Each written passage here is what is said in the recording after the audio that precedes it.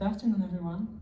It's really great to have you all here with us. As you can see, the floor is fully crowded, and I just don't know what to do with you all here. It's very great to have you all, and of course, I would love to also invite you all to be part of the discussion. So, if you have questions, if you would like to just join us for discussion, feel free to do so.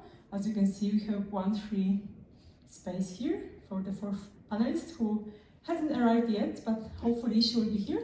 But if not, of course, you can just take a seat and just join us. And I also invite you, Alfredo, to do so.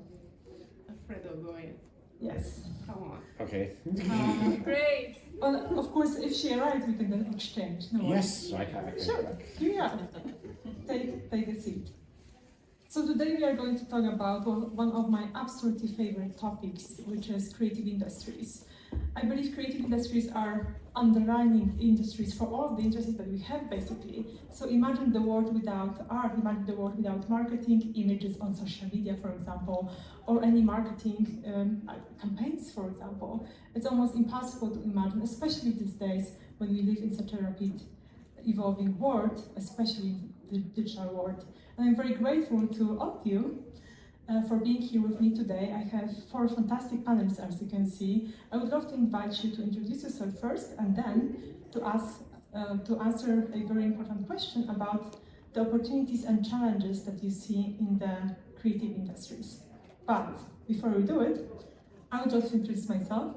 My name is Iwona Fruda. I'm the founder of Ministry of Creativity LLC. It's a Swiss-based enterprise where we talk and do a lot creative.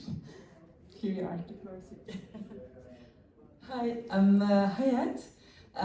Actually, I'm an art advisor, philanthropist, and art collector. I have my own advisory bureau regarding art advisory and collection management. And also, I just created, and which is amazing, a club dedicated, an exclusive club dedicated to women art collectors and women art patrons regarding arts, and it's an international club. So here I am, and happy to be part of this amazing cast to discuss creative industries. Wonderful. Hello everyone, very crowded room. So I'm Ilgi Evecan, and I can, summarize what I do as I'm an innovator, and maybe because of the topic I should start with my art background. I launched an art tech company, venture, 3-4 years ago, and that's when I had a chance to work with reputable art auction houses, art institutions, and many great artists, especially in the photography art scene. And that experience, I actually really used it in my corporate endeavors as well. I'm so sorry. I thought it was half an hour later. So we have a great panelist coming up now. That's great. It's a perfect segue. But yeah, I was welcome. Thank you. So yeah, I really used my art experience in my corporate work as well, because it really helps you to think different sometimes, or to express the message that in a way that is going to make sense and it's going to be engaging. And then I also work a lot within the immersive technology space with many global brands to help them with their digital strategies or innovation agendas. So that's in a nutshell, or maybe not so in a nutshell, where I am. I'll leave the I'll be much shorter. So happy to be here. My name is Danielle Nicholson. I'm a US-based attorney and startup advisor specializing in blockchain and AI, working mostly with pre-seed and seed stage entrepreneurs. And I love working with people who are creative and really just innovating in this space. And you work as a lawyer or as a mentor? I work as a lawyer and startup advisor. Cool. My name is Anand Bargera, the one who comes late, obviously. I used to be a serial entrepreneur. Today I'm an investor. I invest in technology mainly, startups, scale-ups, One company you might know, Revolut, so that's okay. Online banking. Another one, blockchain. Probably nobody heard about them. So uncreative. It's cybersecurity for the blockchain. And lots of my other investments are in cybersecurity actually, and it's enterprise software. So I'm really challenged here to show that there is some creativity also in my world, you know, compared with yours. There is lots of creativity in your work as well, of course, and because we are having a co-creative session, I would love to invite you, Eduardo, to take my seat, introduce yourself, and yes, here you are. Okay, sorry, I'm the floating speaker. Okay, my name is Alfredo Camerotti. I'm an art curator. So not a philanthropist, not an investor. I do work with artists. I co-curate with Aronda, who's here in the audience, Art Dubai Digital. I direct the Media Majlis, which is a museum of art, media and technology in Doha, Qatar, which is Northwestern University museum, and I do other things in the field of art and technology, art and advanced technology, let's say. So the combination of the two.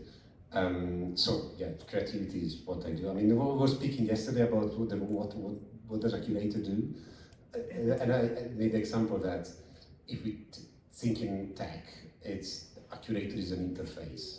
So you have the content and you have the experience of the content, and the curator is the one designing the experience somehow of the content.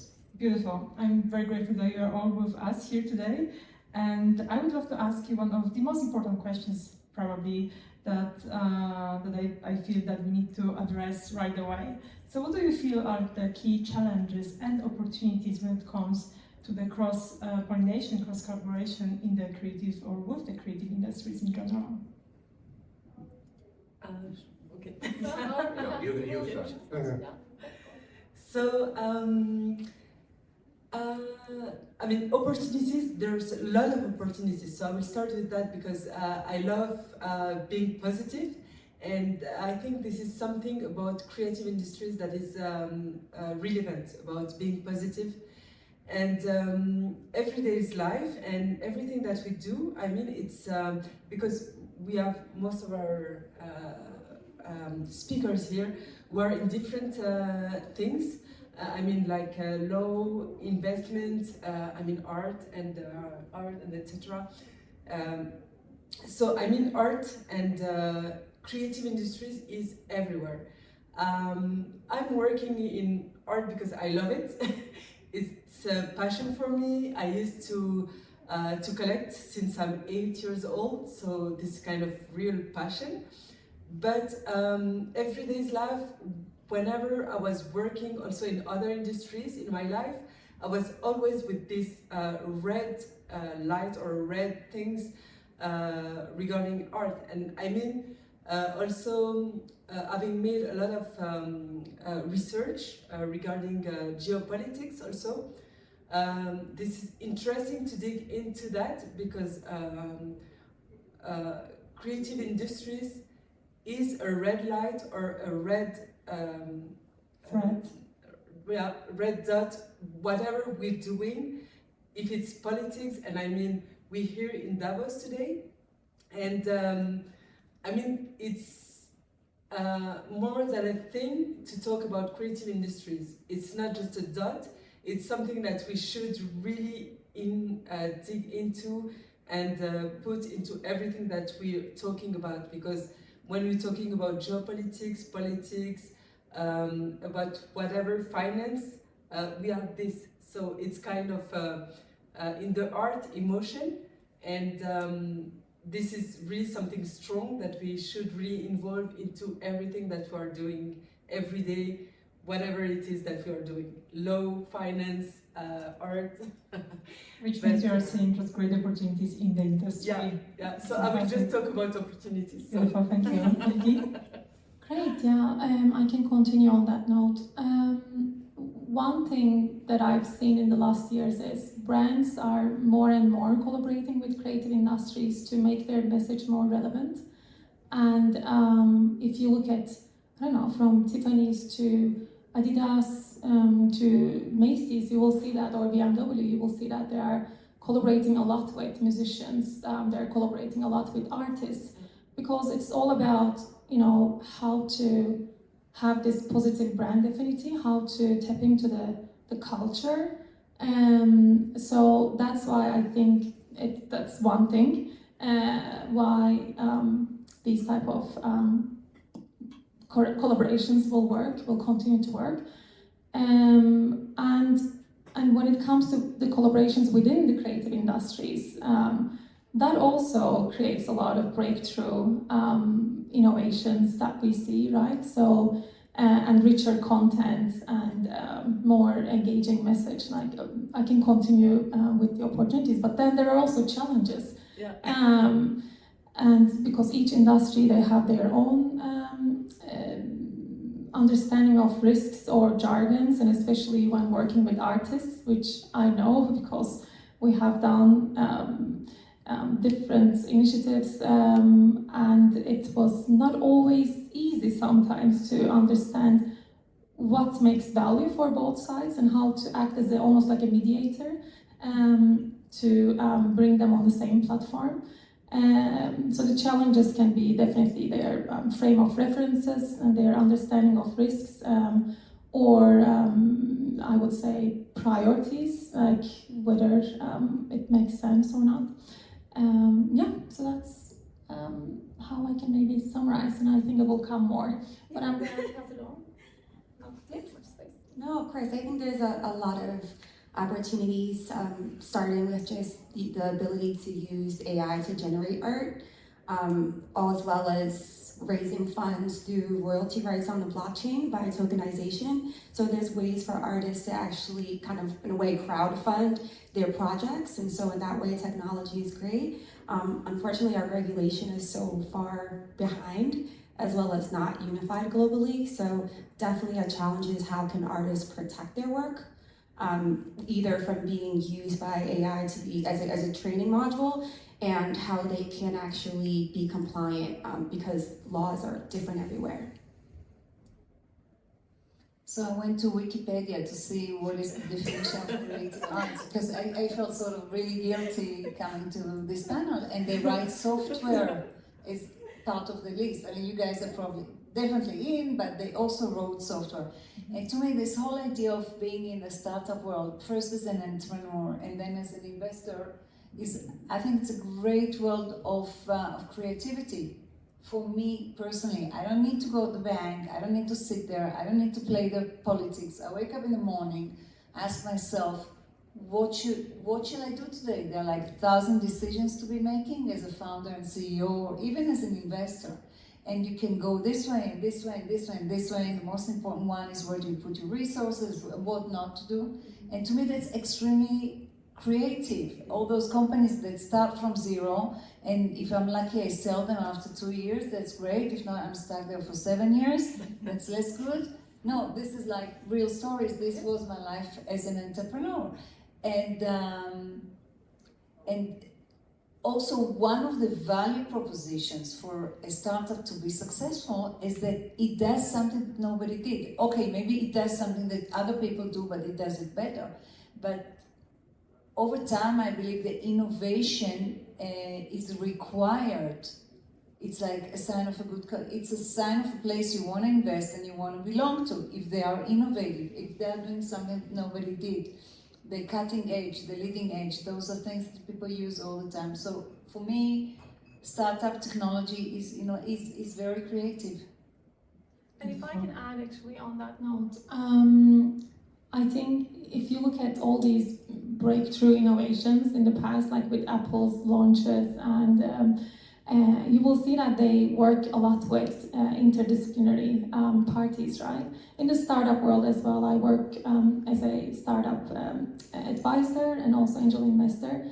And I've seen one of the success recipe is actually to bring these different backgrounds and frame of references in one room. And that's where the magic usually happens, and it's what I like to refer to it as this Medici effect. It's really can unlock the renaissance of that certain specific business. So I think we do need at this day and age, much more innovative approaches to really cut through the noise in this attention economy. Otherwise, you don't have a shot to stay relevant maybe across generations or make your message come across. Alfredo, would you like to comment on the topic? Just maybe challenges. Challenges. I focus on the challenges. No, but definitely software, it is part of creativity. I mean, I know because talking with coders, they can recognize a good coder from the way the software is written, from the way the coding is written. For some of them, it's pure poetry, even if it's making a machine running. It's fantastic. Challenges in terms of creativity, plenty of them. For once is the making a living as an artist is super difficult, extremely difficult, and we are really glad to work with art and technology because somehow technology and blockchain and decentralized, specifically technology, they basically open up the door for many more people identify themselves as an artist and understanding that they can actually make a living out of it. Because still, if you go through the usual paths, the legacy art world, from art school to, having an artist studio to the group show to the small gallery, the big gallery, it's endless, and the percentage of artists who actually make a decent living are like minimal, literally minimal. And that's a big challenge still nowadays. Technology, it kind of opened up a number of things, and now you can see that because with the peer-to-peer validation, the whole thing, it's about empowering artists, it's about actually understanding that what they do, they can sort of control more of what they do, and they can negotiate somehow in a better way. The other challenge for me, it's I know it's a big topic, it's the elephant in the room, but it's diversity and inclusion, because, we're talking about gender, we're talking about race, we're talking about, kind of whatever sort of a underrepresented sort of a group you are belonging to, and it could be you're visible or not visible. It's still a very big topic, and it's still something that is not really discussed openly. You have very good awareness at the institutional level in terms of university, museum, much less in terms of commercial. So it's still something that needs to be sort of leveraged and fixed, I would say. And the third challenge is, art has been used as a soft power forever, really. I mean, the banal example is the Marshall Plan of the US to Europe. I mean, they attached to the Marshall Plan this kind of a soft power of American expressionism, exporting actually big blockbuster shows to actually create the mythology of American art. And somehow is that one is translated now into this kind of a brand collaborations. That's what it is about. So it's important it's good because it makes the environment wider and open, and the possibility for artists to make a living is much stronger. But we still need to kind of figure it out who's beneficial for ultimately. And not to kind of having sort of kind of a blind eye to that, because that's an important thing. Wonderful, thank you for sharing. You got me very curious, Alfredo, because you mentioned the inequalities, right? I would be curious to learn how the creative industries can help to address this type of challenges. For example, the challenges we face with climate change, for example, but also with inequalities. You want to start? Yeah. So regarding climate change, just to come back on what you said just before, actually I totally agree with you regarding whatsoever with the geopolitics and the impact of artists, because actually you're totally right about what's happened with the US and etc. And it's really important to have that in mind, that art and geopolitics is really kind of binding. Interconnected, yes. Interconnected, but something it's just a question or something I was questioning myself about, that you said that it's more open to artists with what is happening with the with the technologies that we have today. And actually, I'm not sure that this is something that really is an added thing for artists, because actually, whatever artists they are, they don't have to have those paths, even though it's something that's really relevant and they have to do those for most of them. But some of the artists that are really known are also known because they have been recognized through like big collectors or big things or big etc. And that's something I'm not quite agree with. I don't really not really I don't know. Do you don't feel, really agree with you. The question is, do you feel that any creative person could influence, for example, For me, inequality yes, or climate change? How would you imagine that? Totally. And actually, I'm sure that artists and creative people can really change things because they are part of the society, and for me, they really are making the future, and the kind of minds who are seeing the future for me. There are people who are really seeing the future. If we see in the writings, like George Orwell in the writings or other artists, and sometimes they are really discredited or they are really banned from a society because they are doing something. Like now, intelligence artists are really banned from other artists because they are doing something that's not binding with what art is for us. So we don't want our mind. It's like we are minded for something, and now we have something else that's coming, and we do not agree with that, and it's kind of disturbing. Mm-hmm. But in the meantime, if we talk about that 20 years ago or in 20 years, we might say, okay, they were seeing the future, and now some people are just saying it's bad, it's not good. Even artists are saying intelligence artificial is not good. But maybe they are saying something about what's going to happen. And so maybe we should be more careful about what they're saying and just to understand, because what we are seeing now or what we saw, sometimes it's just a reflection of what some artists have done. And then we say, no, it's bad. And then we see, yeah, they're right. They were right because they were saying that. So it's a matter of being open and curious about different approaches, right? And different perspectives. Yeah, just quickly, I'm gonna respectfully disagree with you on the topic of, I think what Alfredo was trying to say is, we've seen this revolution in the art world since maybe 4 years, with how the digital art is also accepted more and more as an art form.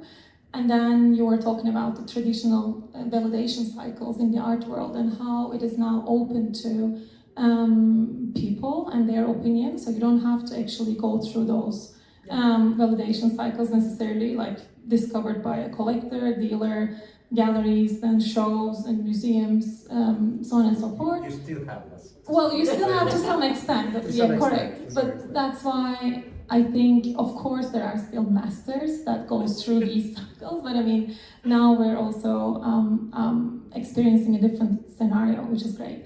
Coming back to the creative industries and how they are communicating the problems, or like we're living in this such a bleak world with economical issues, climate issues, social issues, so many challenges that we're facing, and sometimes we just need to make them more understandable and to convince or like make people care enough to take an action. So if we make it less fluff, maybe I should give some examples. When it comes to climate change, I think we had this project, for example, with Christian Hage 3 years ago, and about the animal extinction and how climate change is actually affecting wildlife, and what are some actions that we can take. And we use art and digital art. And then every time we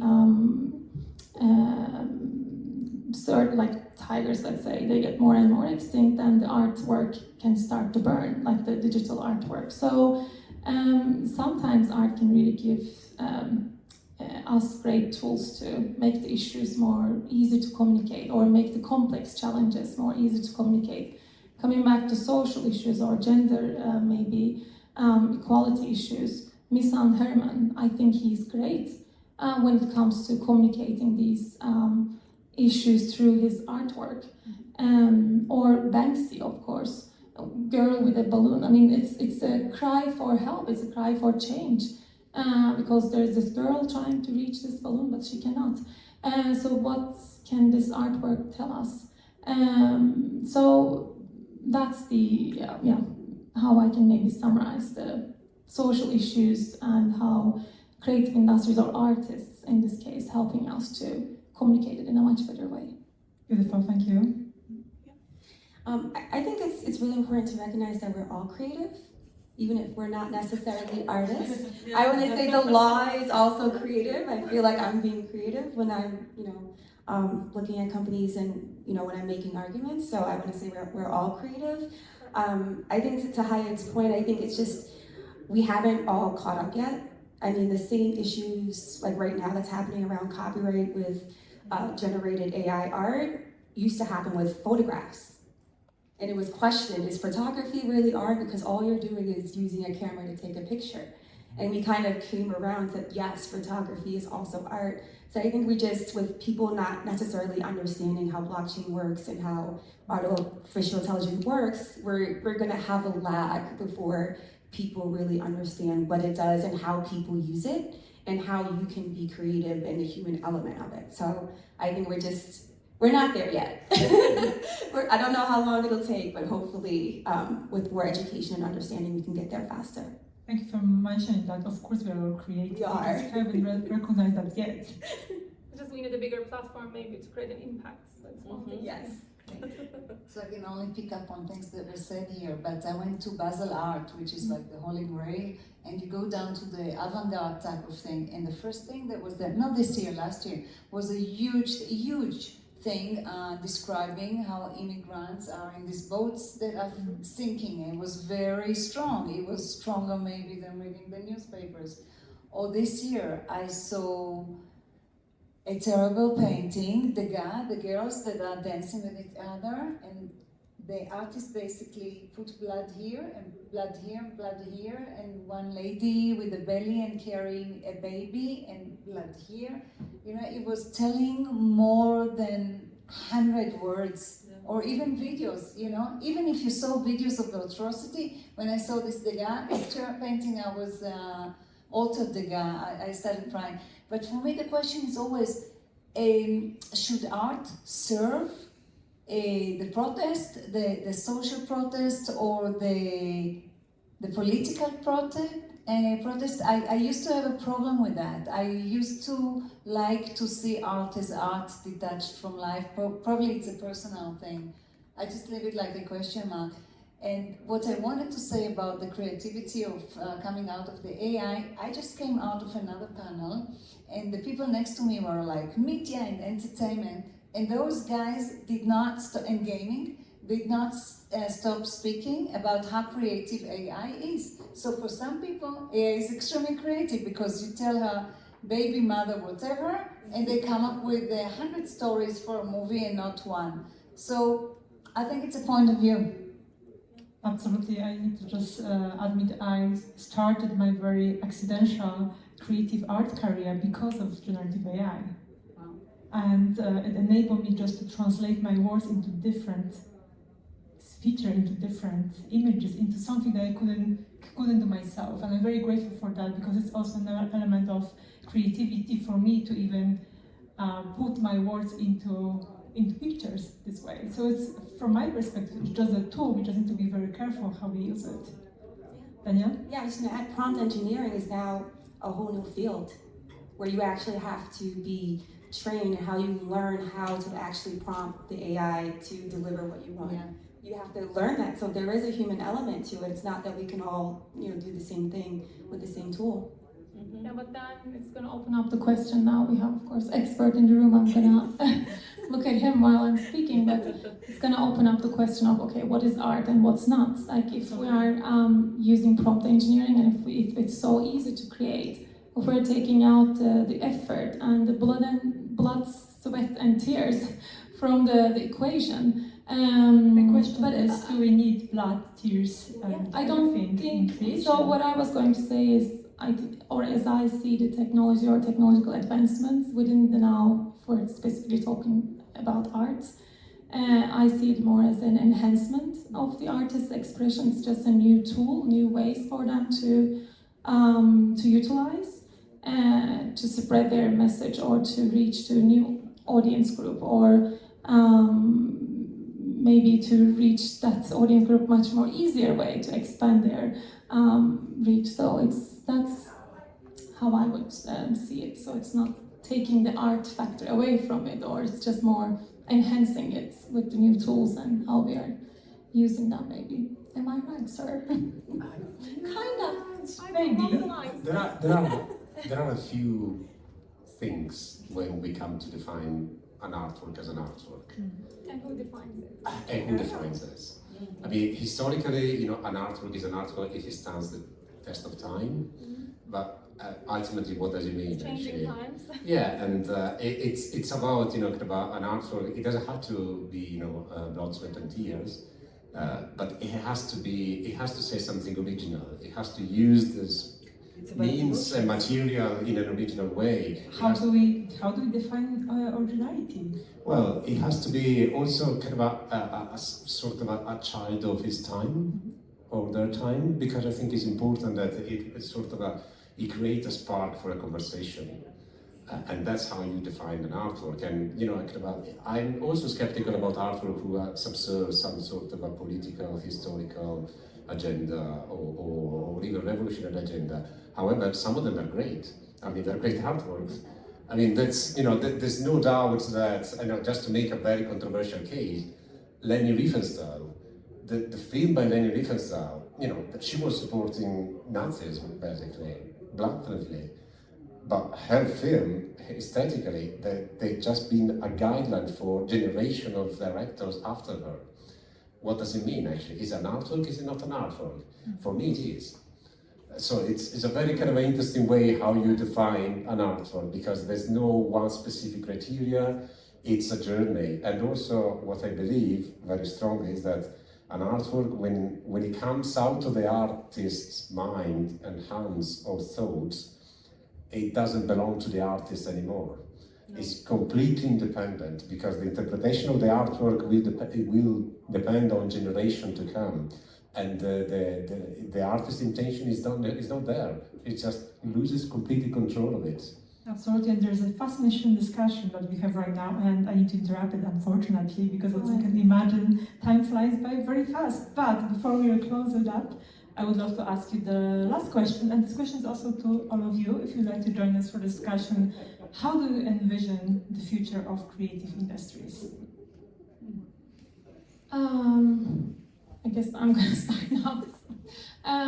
Well, I would say I would see more and more integration of technology, and now we're talking about today AR and XR applications and how they're affecting the creative industries. So we'll see, I believe, and I hope more and more. Maybe not to find the right answers or the right expressions, but it's more to get more source of inspiration. And so that's definitely one thing. And when it comes to the social issues or economical issues or climate issues, environmental issues that we talked about, I see more and more integration of how we can utilize creative industries, or those type of collaborations can help actually spread the messages. And then when coming back to the tech part, XR, if we can talk specifically, as we said in the beginning, in this attention economy, it's so important to give your message in the right ways to the audience. And when you do it in an immersive way, it's much better because we're not living in the Mad Men era, right? So it is important to kind of cut through the noise. Not any longer. No, not any longer. And then people actually, whether it's for art, music, whatever the industry we're talking about in the creative space, people would like to not just be an audience, but be part of it. They would like to become a participant. And that's when we also utilize a lot of technology, and especially blockchain, and how to give them a say in it. And I can count also many examples coming from the corporate world and how they are using tech and collaborating with the creative industries to include their audience in their brand world. So these type of immersive examples are definitely, will continue to lure me in, that's for sure. Do we, any more examples? Just one tiny thing. I felt like a genius when I invested in NFT and Stoned Cat. You know, I thought, and they give you this. Yeah, it's okay, but the illusion they give you, you'll be able to co-curate it and this and that. Hey, I feel like I'm part of Hollywood. I think, honestly, today, looking back, it was just a gig, you know? It's a way to give the consumer a good feeling about himself. What about the future? How do you envision the future of creative industries? So, again, I'm sorry, do you include software? Absolutely, as you mentioned, even Wikipedia considers Okay. software as a part of creative industries. 100%. So, how do I see it in the future? I think for me, being a creative investor is if I'm able to break out of the checklist. It's very easy for me to invest by the checklist. They need to be, it's good if they're Israelis, cybersecurities. You know, sorry, this is where I was successful because I know this is where money is made, and I had a couple of exits, so I just follow it. I know they have to come from this and this elite unit in the army because it worked for me so far. Now I understand, if they're part of Tech Pioneer of the World Economic Forum, usually either they're good or the World Economic Forum will bring them in, you know, to be successful later on. So, and this is a very limited way of investing, to be honest. It's a little bit tracking patterns, you know? This is what proved to work, so let's go and duplicate it. And the more creative way is probably to say, wow, about a new thing that is out of my comfort zone or my checklist. You know, in all of those things, sons, children of immigrants, or people who went through hardship in their childhood, or this and that, autistic people, or people with biodiversity, neurodiversity, etc. But I think the real thing is to get out of it and out of its boxes. Get out of the boxes and just understand, hey, this is an innovative thing, it's very creative, this is going to be successful. Imagine there is no box, right? Yeah. That sums up my career. Diverse box. Yeah, I think breaking old patterns is hard but necessary, especially for emerging artists, for emerging entrepreneurs. It's a really difficult path if everyone who has the wealth is investing in the same patterns over and over. In terms of the future, I think emerging technologies are just going to be used more and more. I don't think there's any way to turn back the time. It's only going to move forward, especially blockchain and artificial intelligence, as well as augmented reality, Web3, everything. Everyone's moving full steam ahead, whether we're all in agreement or not. The people that want to be in that space are just going to continue innovating. And to the point about societal change, I don't have a point about whether or not art should be or shouldn't be used to make societal points. But I do think it is really powerful because, as you mentioned, there's no words. A picture is worth a 1,000 words, and it transcends language. And just like you mentioned, you see it and you can interpret it any way that you want. And I think that's what makes art really powerful. Exactly. Deliver those kind of messages. You have the freedom of interpretation. Yes. Absolutely. Yeah. One thing, and the other thing is that I say an artist is also a human being. So if he hears about the boats drowning there, it hurts him, and he writes about something he goes through, about suffering. So it's not only social protest, it's also something that it's authentic, it's his emotions. So probably it's okay the way that it's okay to write about your troubled childhood. So anything that is social and geopolitical and stuff, and you react on it. And actually, when we go to the past, if we read a classic literature, and we see their critic or what they lived through in their lives there. And the visionary also. About, Beautiful. Thank you. Hayat and Alfredo, last words. How do you envision the future of creative industries? I think creative industries has always been in our world, in what we are doing, in everyday's life actually. It's just not recognized enough. And unfortunately for the artists and for most of the people into these industries, it's not recognized enough. Indeed, with all the patterns that we have to follow and etc., that hopefully are going to break down and so forth. But anyway, we still have those patterns anyway, even though we have more opportunity to spread and etc. But this is something that we have in our everyday's life and that we have to consider. And fortunately, somehow, we have those intelligence in this is something I can't say in English. yeah, and internet and etc. That we can that artists can more talk about what they are doing and spread, and we have more recognitions. But I think that the future is really with a big light, and I'm maybe too optimistic, I don't know, but I want to be optimistic.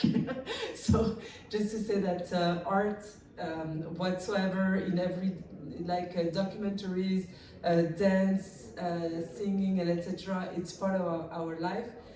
Artists are visionary, artists are representing what we are doing in every day, and it's all we can hope for the future, to have more artists and more artists to spread and to give their words, and I'll let you with the final word. Not only software is creativity. I used to run a museum in the UK for 12 years, and in the UK you have to do a lot of fundraising if you run a museum, because 50% of your time you just need to do fundraising. And we were joking internally that fundraising application were an act of creative writing. 100%. That's nice. In the future of creativity, I think I do believe in this intermingling and combination of art and technology strongly, because it's the times are ripe, and the artists, at some point, even if you are a studio painter, this whole world, there are certain topics in the world out there that you cannot just leave outside your practice. It's impossible. If you're an artist, you have to somehow absorb them and incorporate in your work. So this idea of art and technology will go on further, I think. And the second is that, I think it should be more intersectional. Intersectionality is a word which is important. We haven't mentioned actually, by the way. And I think it's also a word that applies for creativity and technology, which I think we should be aware about what's going around us, and with eye and ears open, and just not be kind of with some sort of a single focus. Wonderful, thank you so much. Does anyone from the audience would like to contribute? Here you are. What I think about is, while you guys are all talking about it, creative industries happen to their magnitude get faster. And what I mean is before, let's say from the Medici episode until now, with the graphic design, with everything that emerged as creativity as an industry, the economic potential is booming, I think. And in the upcoming 5 to 10 years, with the NFTs and with the fast transaction of the units, it would get much more, I think, bigger industry than this room's crowd. Awesome, thank you very much for your contribution. I also was thinking about this a lot, especially the topic about how we can envision the future of creative industries, and I decided to close up this panel discussion with a quote by Picasso, who said, "Everything what you can imagine is real." Thank you so much for joining us today. Thank you, Alfredo, Hayat, Ilgi, Daniel, and Anna. Thank you.